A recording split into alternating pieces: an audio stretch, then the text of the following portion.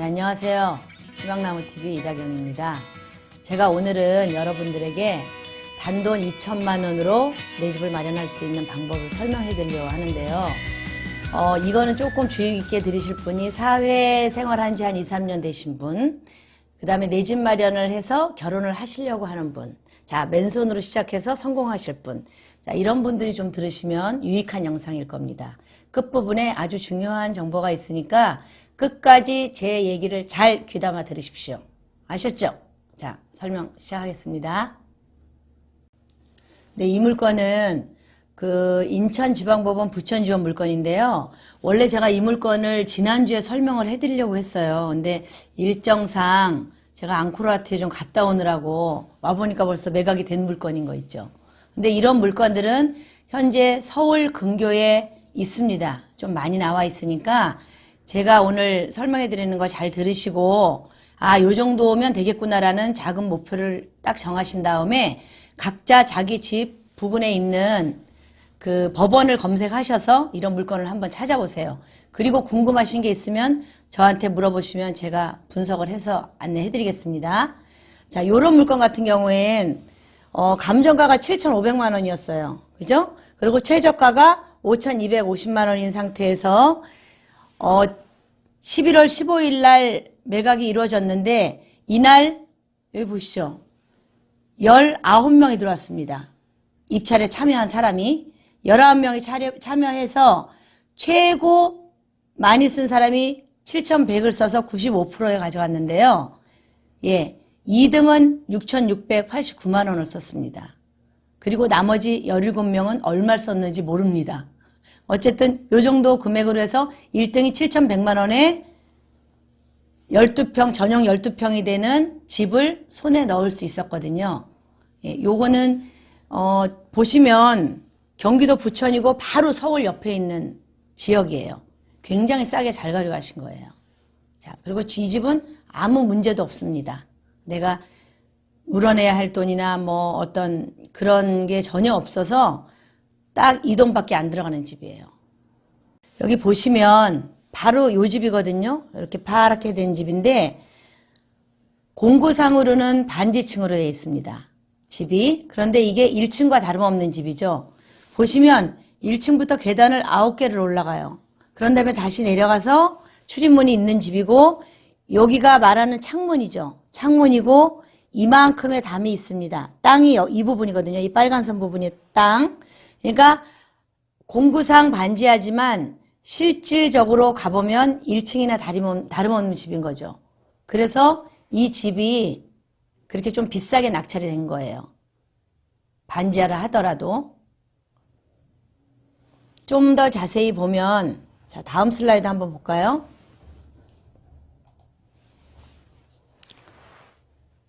자, 제가 조금 확대를 했는데요. 바로 이 집이에요. 보시면 전혀 반지층 같지가 않죠. 이 창문. 이만큼의 집이 있다는 건 여기가 바로 1층과 똑같다는 겁니다. 네, 이 집을 제가 좀 금액적으로 분석을 해봤어요. 자, 여러분들이 만약에 내가 사회생활을 시작을 했다라고 하면 한 2년 정도 돈을 모으면 2천만 원을 모으지 않을까요? 허리띠를 좀 졸라매고. 그렇다면 자, 보세요. 이 집이 감정가 7,500만 원짜리였어요. 근데 낙찰가가 7,109만 원이 됐죠. 11명이 참여를 해서. 그런데 이 집은 대출이 5천만 원 나옵니다. 대출 5천만 원 나오면 내 자본금은 2,100만 원만 가지고 있으면 되거든요. 이 이야기는 뭐냐면 내가 돈이 한 2천, 3천 밖에 없어요. 2, 3천 가지고 어디가 전세를 살 수가 없잖아. 전세집을 얻을 수도 없고 집을 사는 건 엄두도 못 내고 그러면 보증금 뭐 2천만 원에 얼마 월세하면 월세가 아무리 싸도 이런 집은 한 4, 50만 원을 할 거예요. 한 달에 4, 50만 원 하는데 내가 이걸 경매로 이 집을 취득을 했을 경우에는 자, 보증금 2,100만 원에 임대료는 16만 원만 내는 꼴이 됩니다. 왜냐하면 5천만 원 대출액을 연 4%로 계산을 했을 때 이자가 200만 원 나가거든요. 1년에. 그럼 한 달에 한 16만 원, 뭐 16만 5천 원. 신용이 좋으신 분은 한 3%대에도 또 얻을 수가 있겠죠. 대출을.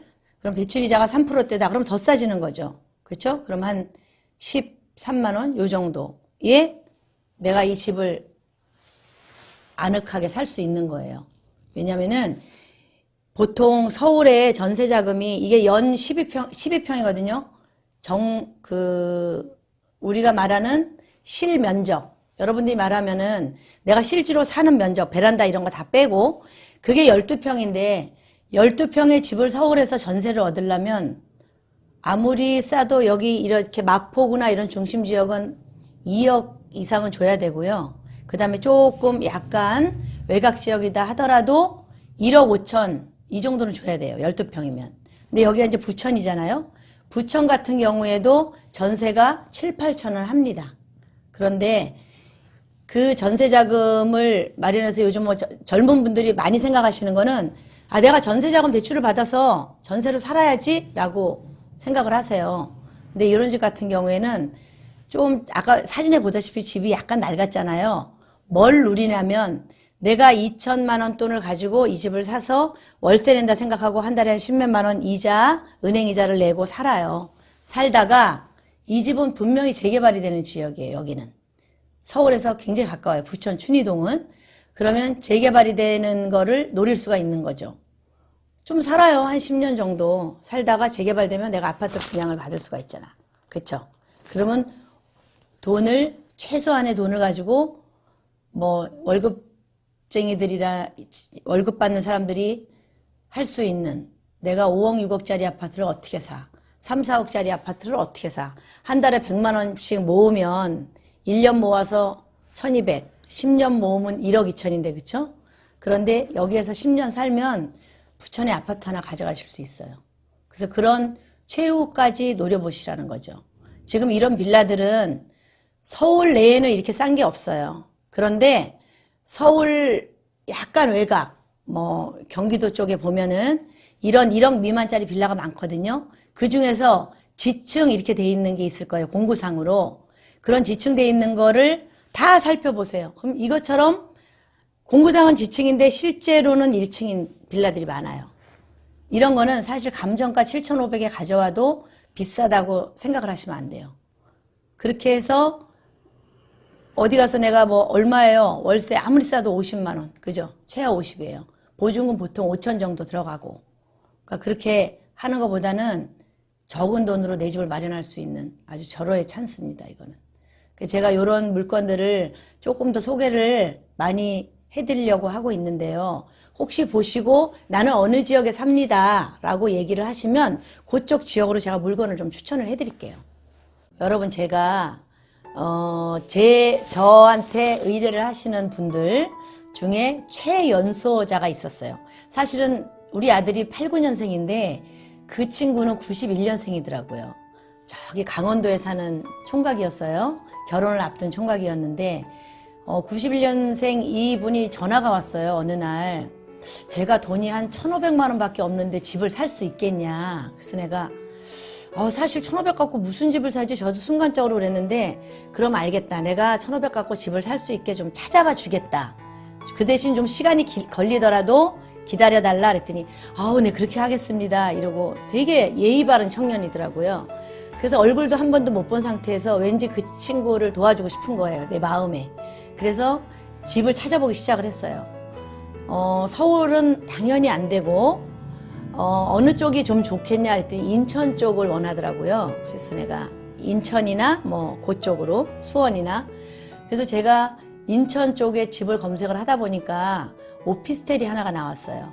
그거는 전용이 8.8평 그러니까 거의 9평이 되는 거죠.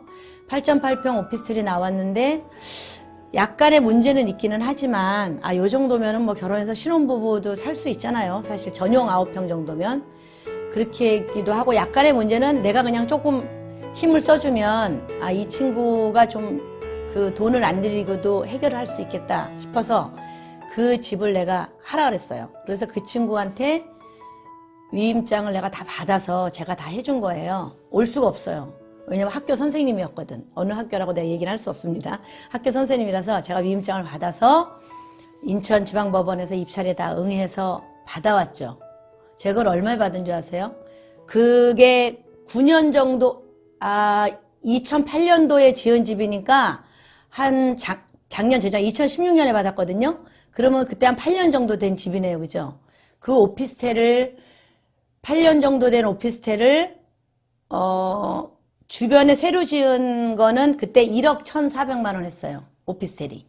1억 1,000, 1억 1,500, 1억 2천 요 정도였는데 같은 평수가 이거는 8층에 있는 거였거든요. 8층에 있는 거였는데 제가 얼마 쓰고 받았냐면 5,500만 원을 쓰고 받았어요. 그게 감정이 8천만 원 잡혔어. 좀 몇 년 된 거라고. 8천만 원의 감정 잡혀서 다운돼서 3일째인가 제가 들어가서 5,500만 원에 받은 다음에 그때는 지금보다 대출이 좀 많이 나왔어요. 그래서 한 90% 정도까지도 대출이 나왔거든요. 또 이 친구는 신용이 좋잖아. 선생님이니까. 신용도 좋고 직업도 좋고. 그래서 제가 최대한 받을 수 있는 데까지 받았는데 4,300만 원을 받았습니다.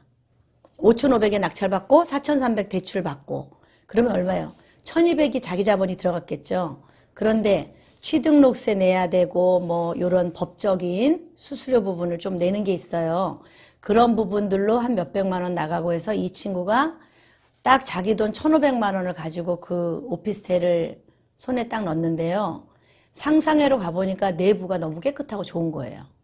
그래서 1,500만 원으로 집을 샀다고 난리가 났어요. 이 아들이 아버님한테도 얘기를 하는 거예요. 아버님은 또 군인이셨어요. 군인 좀 높은 계급이시더라고. 근데 본인이 번 돈으로 사겠다고 군대 갔다 와서 학교 졸업하고 학교 교사로 간 다음에 1년 반 동안 정말 허리띠를 졸라매고 모았대요. 교사 월급이 얼마인지 모르겠는데 1,500만 원을 모은 거예요, 정말. 그래서 그걸 가지고 처음 집을 사고 난 다음에 아버님한테 얘기를 했더니 아버지가 내 아들 장하다 그러고 내 아들이 그래도 나도 그랬을 것 같아. 어이구 내 새끼 막 이랬을 것 같아.